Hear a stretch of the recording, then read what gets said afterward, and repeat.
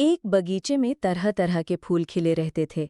गुलाब, गेंदा, चमेली, गुड़हल और सूरजमुखी।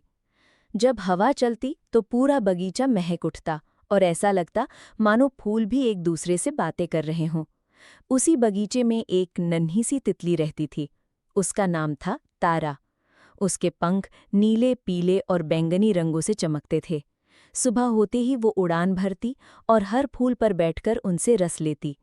फूल भी उसे बहुत प्यार करते थे, क्योंकि तारा जहाँ बैठती वहाँ की खुशबू और भी बढ़ जाती। तारा का एक सपना था।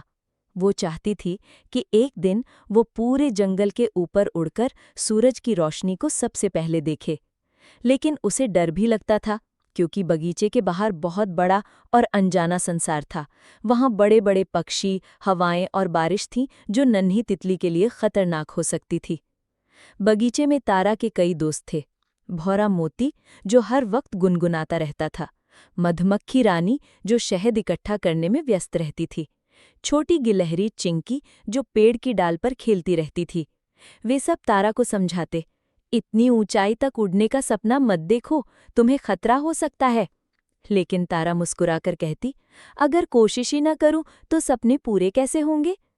एक दिन मौसम अचानक बदल गया। काले बादल छा गए, हवा तेज होने लगी और बारिश बरस पड़ी। बगीचे के सारे फूल झुक गए। तारा डर गई, लेकिन उसने हिम्मत नहीं हारी। उसने अपने पंख समेटे और एक बड़े पत्ते के नीचे छुप गई। जब बारिश रुकी तो तारा ने देखा कि कई फूल टूट चुके हैं। उसकी प्यारी जगह बिखर गई थी। तारा का दिल उदास हो गया। उसने सोचा, अगर मुझे सच में मजबूत बनना है तो सिर्फ बगीचे तक ही सीमित नहीं रहना होगा, मुझे दुनिया देखनी होगी। अगली सुबह तारा ने अपने छोटे से बगीचे को अलविदा कहा और उड़ान भर दी। पहले वो पास के खेतों में गई। वहां उसने पीले सरसों के फूल देखे। फिर वो जंगल पहुंची, जहां ऊंचे ऊंचे पेड़ और रंग बिरंगे पक्षी थे। लेकिन रास्ता आसान नहीं था। कभी तेज हवा उसे गिरा देती, कभी बड़ा पक्षी उसे पकड़ने दौड़ता, पर हर बार तारा अपनी फुर्ती से बच निकलती थी।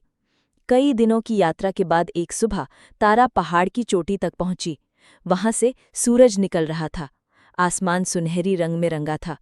तारा ने पहली बार अपने सपने को सच होते देखा। उसने खुशी से अपने पंख फैलाए और नृत्य करने लगी। उसने समझा, सपने पूरे करने के लिए साहस चाहिए। अगर डरते रहे तो जिंदगी बस एक बगीचे तक ही सीमित रह जाएगी। तारा अपने बगीचे वापस लौटी। उसके दोस्त हैरान रह गए। उन्होंने उससे उसकी यात्रा के किस्से सुने और प्रेरणा ली। अब तारा केवल एक साधारण तितली नहीं रही, वो पूरे बगीचे की हिम्मत और उम्मीद का प्रतीक बन गए। ऐसे और कार्टून वीडियो देखने के लिए वीडियो को लाइक और चैनल को सब्सक्राइब करें।